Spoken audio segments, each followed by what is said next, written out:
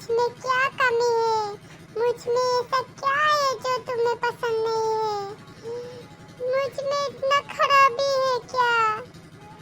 मैं क्या करूं? इतना बड़ा बड़ा सपना देखा था मैंने तुम्हारे लिए, रानी जैसे रखना था मैं तुम्हें।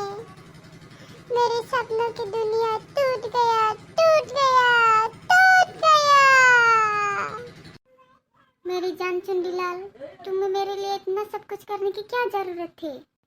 ये गार्डन, ये बड़ा घर, ये किस लिए यार? मैं तो तुझ में वैसे भी इतना मारती हूँ।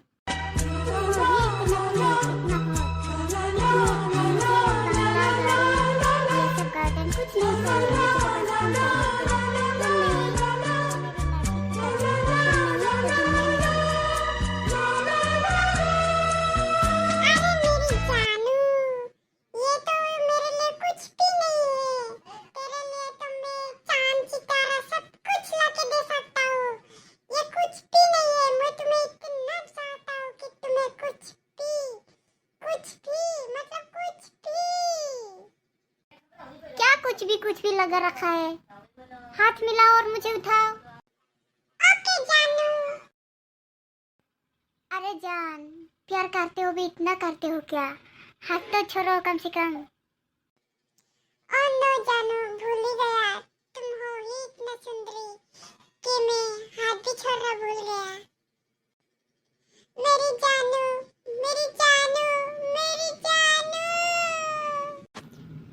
I love you मेरी जान, I love you so much, I love you।